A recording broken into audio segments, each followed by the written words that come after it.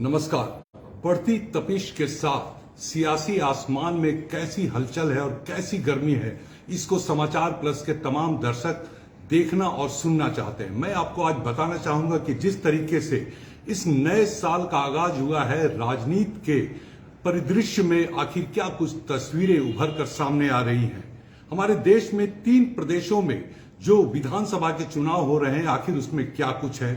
इसके साथ ही झारखंड के रामगढ़ में सियासी तस्वीर आखिर किस करवट बैठ रही है, ये तमाम बातों को आप जानना चाहेंगे।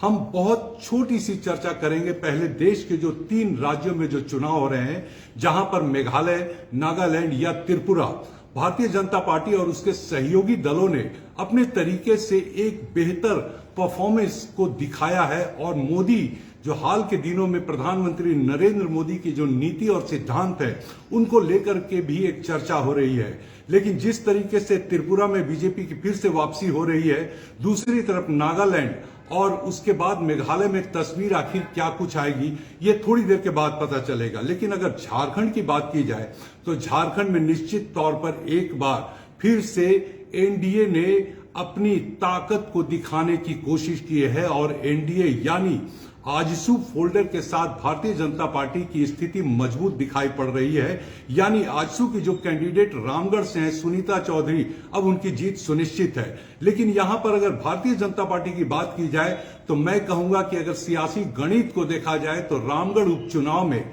जिस तरीके से आजसू ने अपनी स्ट्रैटेजी तय की और जिस तरीके से आजसू आगे बढ़ती रही, रणनीति को लेकर के सधे कदमों से चलती रही, एक बार रामगढ़ की जनता ने फिर से आजसू पर अपना विश्वास जताया है। हालांकि अंदर खाने की अगर बात की जाए तो भारतीय जनता पार्टी में अभी भी रामगढ़ या कोई भी विधानसभा उपचुनाव को लेकर जो रणनीति तैयार होनी चाहिए थी, उसमें भारतीय जनता पार्टी थोड़ी पिछड़ती हुई नजर आ रही है।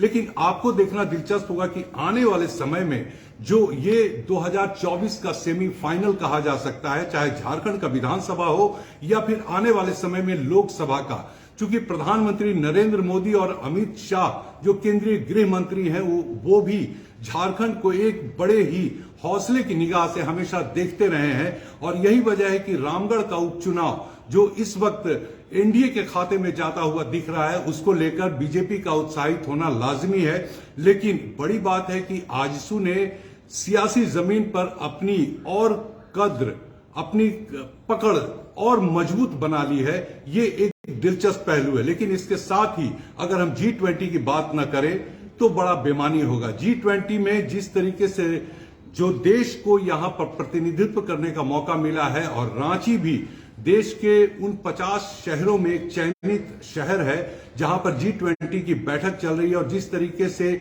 यहां पर डिजिटल इंडिया की बात चल रही है, पर्यावरण संरक्षण की बात चल रही है, जलवायु नियंत्रण की बात चल रही है, और कैसे झारखंड के माइंस और मिनरल्स की बात है, तो आने वाले दिनों में दिखेगा। लेकिन फिलहाल हम और आप झारखंड में जो विधानसभा का उपचुनाव रामगढ़ में हुआ है, उसमें जो सियासी गणित बैठा है, उसको जरूर हम देखना चाहेंगे।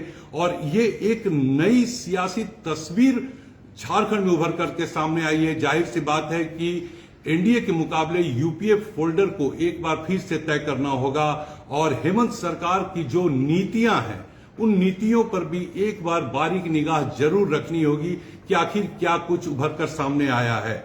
लेकिन हम तो बस यही कहेंगे कि अपनी रवायतों से बेखबर आप अपनों का और अपने का विशेष ख्याल रखिएगा। नमस्कार।